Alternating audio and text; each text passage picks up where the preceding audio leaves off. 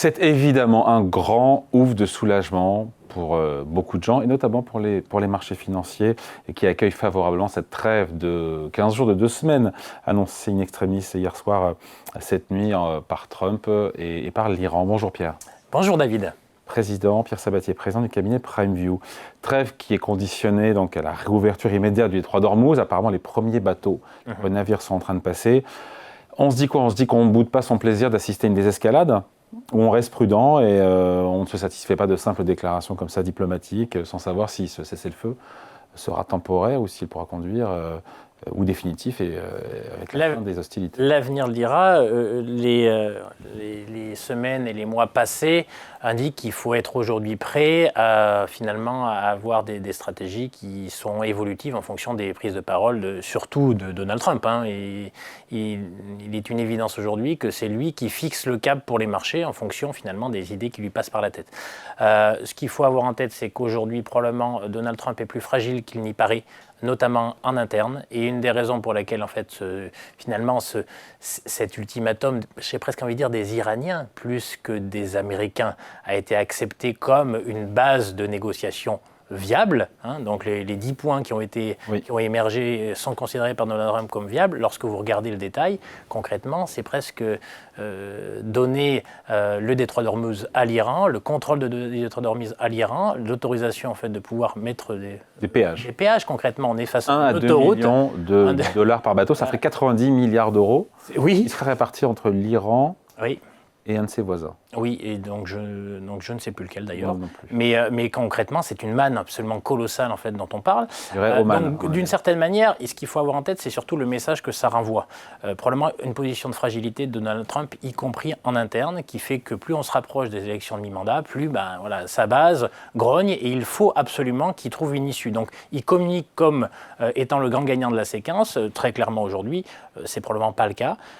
La question qui va se poser, c'est tout de même, en fait, à force de faire des grands écarts, il risque en fait pour le coup le claquage. Et est-ce que dans 15 jours, on ne va pas revenir au même point et les États-Unis ne seront pas en capacité d'accepter in fine que l'Iran continue d'enrichir de l'uranium, que pour le coup la région finalement devient de facto en fait la maîtrise de l'Iran, alors même que l'ambition initiale était de faire tout l'inverse. Donc en l'occurrence, on vit dans un contexte qui est un contexte incertain parce que la radicalité et l'incertitude générée par le président américain est un élément qu'il faut prendre en considération. Maintenant, concernant les marchés, à horizon 15 jours, il n'empêche que... Pétrole sous $100, baisse de 15% en quelques heures. Oui, une prime de risque géopolitique, d'une certaine manière, qui disparaît quasi immédiatement en raison du cessez-le-feu pendant 15 jours. Alors, on n'est pas revenu au niveau... c'est pas $70, j'allais vous le dire.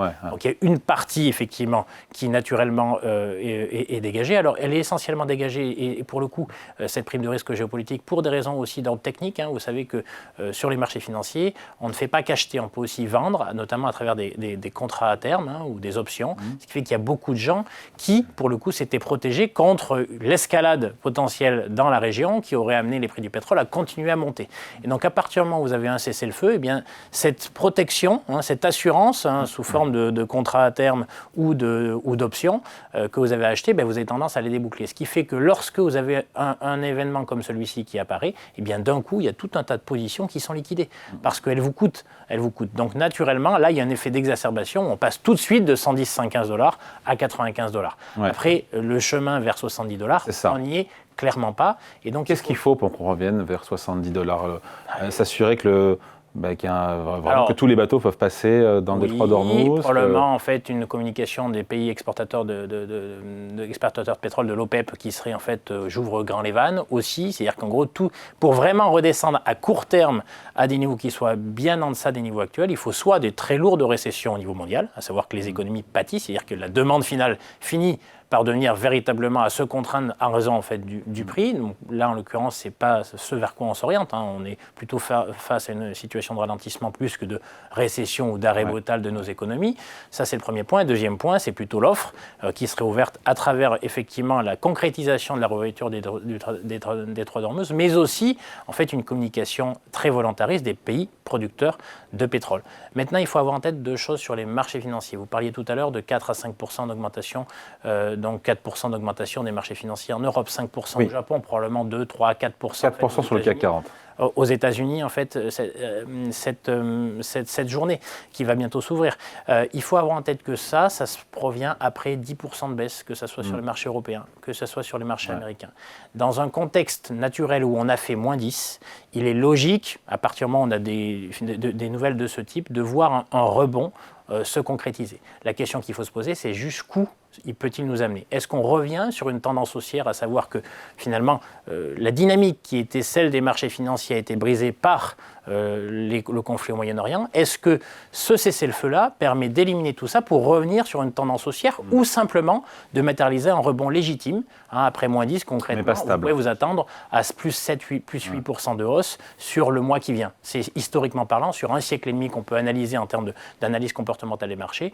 Dans un marché sans tendance, eh bien après moins 7, moins 8, moins 9% en un mois, vous pouvez attendre en fait de la même manière plus 7, plus 8, plus 9% donc a posteriori. Donc la question de fond aujourd'hui, c'est est-ce qu'on retrouve une tendance haussière tout de suite ou est-ce qu'au finalement on reste sur un marché incertain, on concrétise, on prend finalement la bonne nouvelle de cette nuit qui nous fait gagner 15 jours, mais est-ce que ça nous donne une perspective à horizon milieu d'année ou fin d'année? La réponse est pour nous relativement claire, c'est non, c'est qu'on reste sur un marché d'incertitude qui aujourd'hui permet de... Enfin, les investisseurs, au moment où on se parle, veulent croire à une résolution rapide et durable du conflit. Oui, mais même s'il était durable... Déjà, je vous invite quand même à lire en fait, les 10 points dans l'accord pour déjà estimez-vous la probabilité pour que celui-ci véritablement soit entériné, premier élément.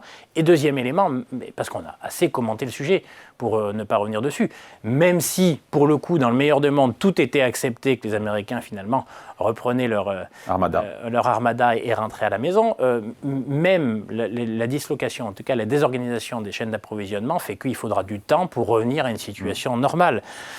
Donc, bon an, mal an, très honnêtement, je pense que le calme des vieilles troupes est un mot qui est tout à fait d'actualité, tout comme la guerre telle qu'elle avait été organisée, le conflit tel qu'il avait été organisé jusque-là, évidemment cassé et brisé la dynamique fortement haussière des marchés financiers un peu partout dans le monde. Donc, mais sans pour autant ouvrir en fait des lendemains qui seraient sombres. C'est-à-dire qu'à casser cette dynamique-là a permis ou a pousser en fait les marchés à corriger d'une dizaine de pourcents, donc ce n'était pas non plus moins 20 ou moins 30%. De la même manière, ce cessez-le-feu-là n'ouvre pas probablement en fait d'un potentiel de 20 ou 30% de hausse à venir. Une dizaine de pourcents, oui, parce qu'il est permis et autorisé par la baisse initiale. Aller bien au-delà aujourd'hui, c'est aller un peu vite en besogne. Il va falloir suivre cela avec beaucoup d'attention. Je rappelle tout de même qu'on est face à aussi d'autres enjeux qui ont été complètement tus au cours des dernières semaines. Là, juste avant, vous parliez d'IA. Quand même, rappelons-nous que les marchés financiers tiennent aussi beaucoup à la capacité à quelques entreprises, notamment américaines, à tenir toujours en fait la cote au niveau de valorisation auquel elle se trouve actuelle.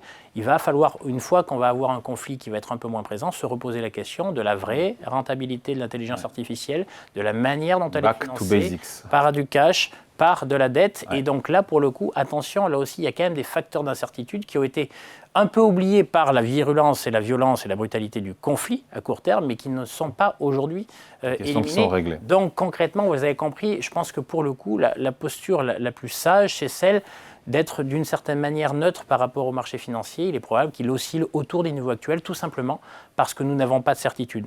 Pas de certitude noire, dire qu'on n'est pas à la veille en fait, d'un effondrement prochain, puisque en l'occurrence, on a quand même une posture, on va dire, plutôt raisonnable qui commence à se disséminer, que ce soit du côté iranien ou du côté américain. Donc ça, c'est plutôt un élément positif. Mais pour autant, on n'a pas plus de certitude que les marchés iront beaucoup plus haut demain, parce qu'on a quand même des facteurs de risque, du type géopolitique, évidemment, mais aussi du type thématique, à savoir, voilà, qu'est-ce que va délivrer et quelle capacité les investissements dans l'intelligence artificielle vont pouvoir délivrer à terme, en termes de retour sur investissement. Ça, c'est des questions qui restent entières et qui plafonnent probablement en fait, les espérances de gain. Pierre, en 30 secondes, on a parlé de l'impact sur le pétrole, l'impact sur les actions, il reste l'impact sur les taux.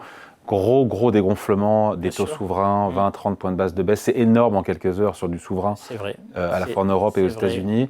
C'est vrai que les gens n'ont pas en tête effectivement que la valorisation d'une obligation est inversement proportionnelle au taux d'intérêt en fait, qu'elle sert, et que 20 points de base effectivement permet en fait, d'avoir une revalorisation relativement substantielle. Voilà. Et donc ça veut dire que pour les banques centrales, un pétrole qui perdu que $30 par rapport à ses points hauts. Ça veut dire qu'elle pourrait être plus encline à avoir la main moins lourde? Alors, vous savez, on se parle depuis longtemps.